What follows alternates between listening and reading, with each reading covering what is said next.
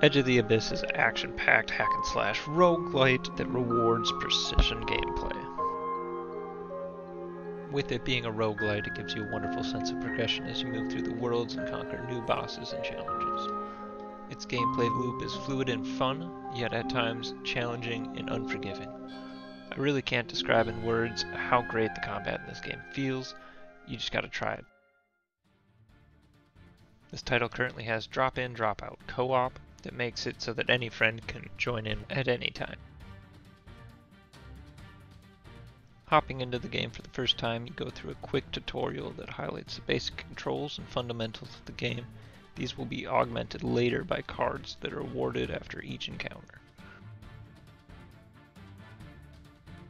Each new run will have you slashing your way through 4 worlds with 5 levels each that will end with a world boss fight. This game features a card system that gives you the choice between 3 cards after each encounter, each giving a random upgrade to your character, which makes you feel more powerful the further you get.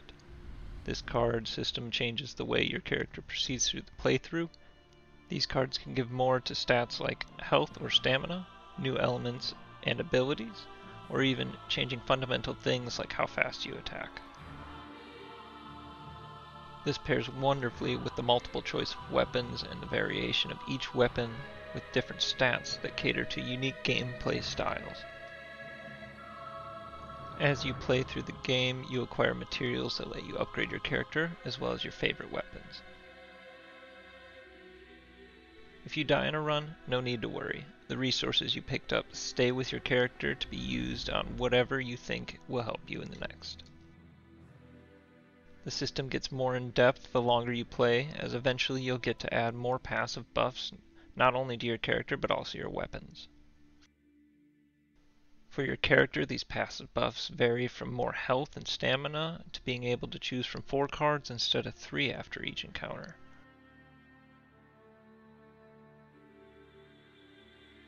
For your weapon, these can vary from increased crit, adding damage with a certain element, or even getting more powerful when using certain skills.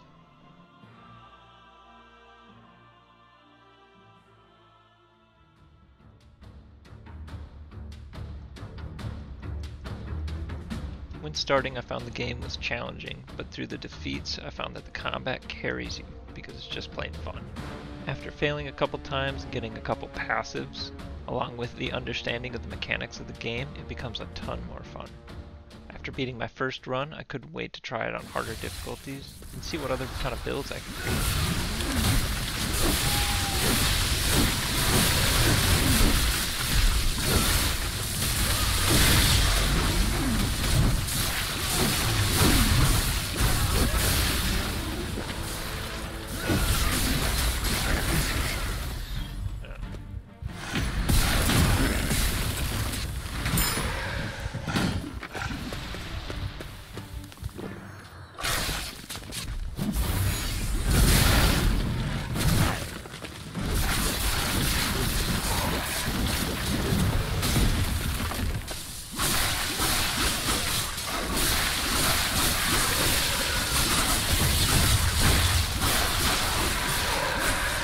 Higher difficulties will teach you precision mechanics that will elevate your gameplay to a whole new level.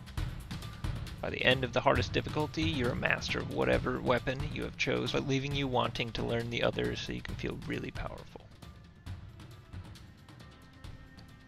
This roguelite takes aspects from multiple games, like the combat of Godfall, mixed with the Souls-like system from Dark Souls, along with the card system that's notable in other roguelites.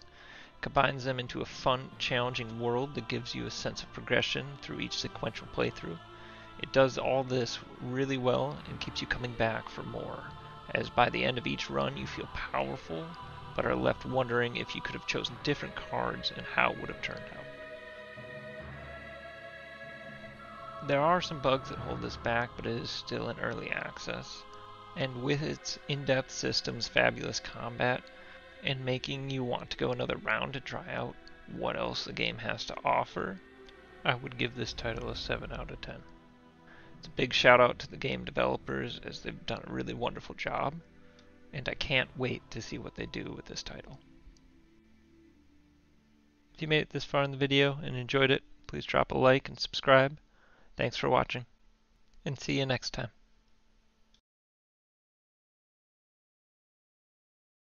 Ready?